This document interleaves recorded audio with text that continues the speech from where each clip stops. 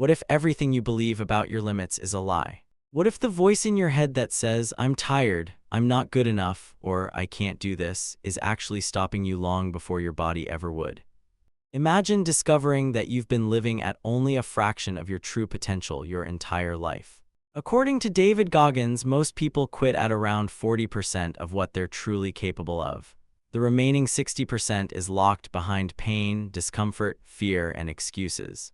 The question is, how much of your life have you left unexplored simply because you stopped too soon? Before we dive in, if you're serious about unlocking your full potential, you can book a private life coaching session through the link in the bio and get 50% off for a limited time. Now, let's discover the mindset that transformed an overweight exterminator into one of the toughest people on Earth. David Goggins didn't grow up gifted. He grew up surrounded by violence, fear, racism, and constant self-doubt. His childhood wasn't filled with encouragement. It was filled with survival. Every painful experience became another reason to believe he would never become anything extraordinary. As he grew older, things only became worse. He gained nearly 100 pounds, worked a job he hated, and watched life pass by while making excuses that sounded completely reasonable.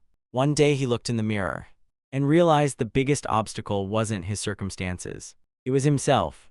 That moment changed everything. Most people wait until they feel motivated. Goggins decided to act before motivation ever arrived. This is where he introduces one of the book's most powerful ideas, the 40% rule. When your mind screams that you're exhausted, when every part of you wants to stop. According to Goggins, you've probably reached only about 40% of your actual capacity. Your brain isn't trying to help you achieve greatness. It's trying to keep you comfortable.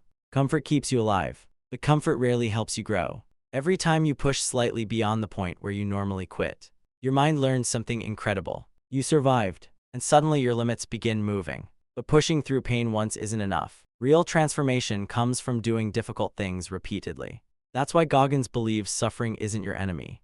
It's your teacher. Every uncomfortable workout, every difficult conversation, every rejection, every failure becomes proof that you're stronger than yesterday. Pain is temporary. Growth stays. Yet there's another problem that quietly destroys progress: the stories we tell ourselves. Whenever life becomes difficult, the brain creates excuses that sound logical. I'll start next week. I'm too busy. I don't have enough talent. I've already failed before. The scary part is that these excuses often feel true. Goggins calls this the conversation happening inside your own mind. If you lose that conversation, you'll lose almost every challenge that follows. That's why he insists on taking complete ownership. No blaming your parents. No blaming society. No blaming bad luck.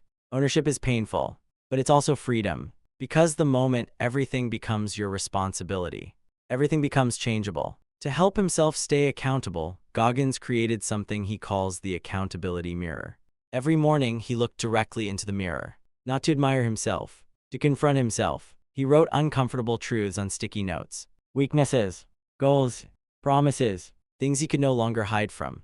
Most people spend years running away from uncomfortable truths. Goggins walked toward them every single day. Then comes another unforgettable lesson: the cookie jar. Imagine carrying an invisible jar filled with every difficult challenge you've ever overcome. Every success, every obstacle, every impossible moment you survived. Whenever life becomes overwhelming, reach into that jar. Remember who you already proved yourself to be. Confidence isn't built by positive thinking. It's built by evidence. Your past victories become fuel for future battles. But even confidence has limits unless you continue growing. That's where Goggins introduces another life-changing idea: discomfort. Most people organize life around avoiding pain. Goggins organizes life around chasing it. Not because suffering is enjoyable, because discomfort expands your identity. Every time you intentionally do something difficult, cold showers, long runs, learning new skills, facing fears, you become someone who no longer depends on perfect conditions. Discipline replaces motivation, and discipline never asks how you feel. It simply gets the job done. Perhaps the most surprising lesson in the book is this: you never truly arrive. There is no finish line where life suddenly becomes easy. Growth is a lifelong process. The stronger you become, the greater the challenges you should seek. Success isn't the destination. It's the byproduct of constantly becoming harder to break. By the end of the book, one message becomes impossible to ignore: the greatest battle you'll ever fight isn't against other people. It's against the weaker version of yourself that keeps asking for comfort. Every excuse you defeat, every fear you face, every promise you keep, creates a new identity. Not because life became easier, but because you became stronger. David Goggins doesn't promise happiness. He doesn't promise comfort. He promises something far more valuable: the ability to look in the mirror and know, no matter what life throws at you, you will never be the person who quits first. Because the strongest person in the room isn't always the most talented. It's the one who refuses to surrender when everyone else already has.